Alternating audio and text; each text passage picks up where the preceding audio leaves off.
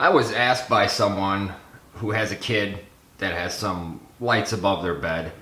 They like to have them on at night, but they're powered by batteries. And he said, is there any way we can plug this into the wall so I don't have to change the batteries every 3 days?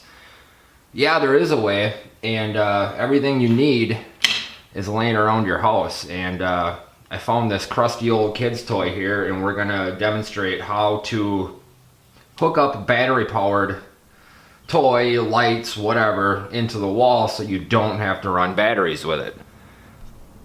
Now most toys and stuff like that will run on just a couple batteries. So we'll take the cover off. We'll find out how many batteries. Usually AA's and AAA's, they're 1.5 volts each. And they're usually, well, they're always in series as to add up the voltage. So here we have 3 AA batteries. They're 1.5 volts each, that's a standard. So this thing will run on 4.5 volts. Now to prove that, we got the meter here, and we'll hook it up. Alright, that's 1.3 volts. So that is what is in a battery. Now since this is wired up in series, you have to find the positive and the negative, because it's going to go like this.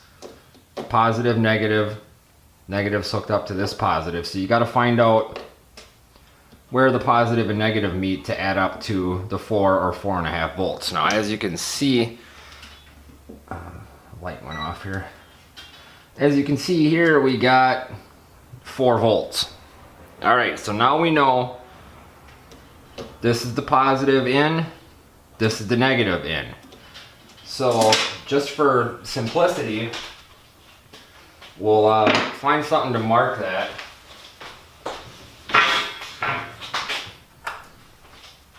We'll go positive and negative. Now, you ask, how do we power this? Well, you got tons of cords around the house for various things. Most of the things you plug into the wall, I'd say half of them, are probably converted to DC power. Cell phone chargers, laptop computer chargers, a lot of electronics actually run on DC.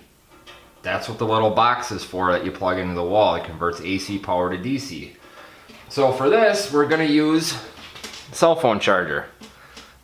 They generally run 4 to 6 volts. So, and there's a little bit of leeway in these electronics. This is running on 4.5 volts. You can put 6 into it, it's going to be fine.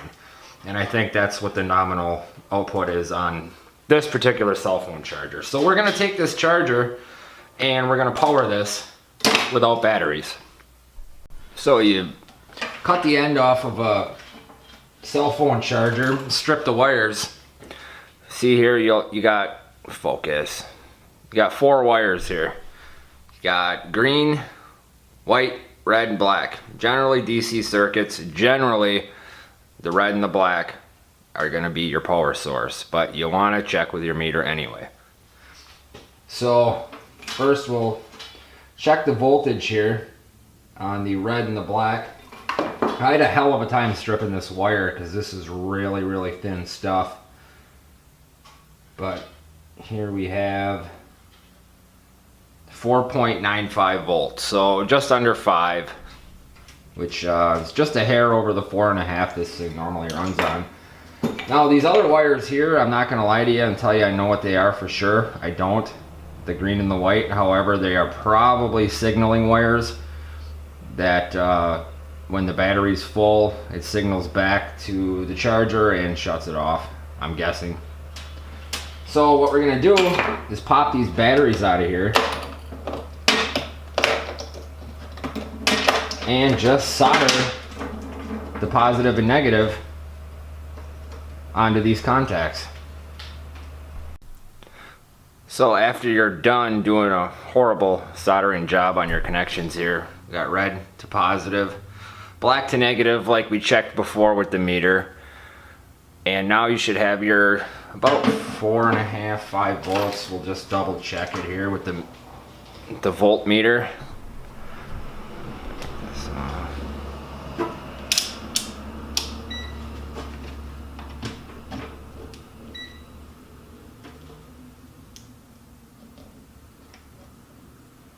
And we got 5 volts there. And you can put the cover back on with this wiring. A lot of these wires are really, really tiny. You strip this back a little more. I should have took a little more off of here, but you can actually securely put this cover back on. And then that way the wires won't pull out. But flip it around. And you got yourself a plug-in, whatever it is that runs on batteries will now run out of the wall. Thanks for watching.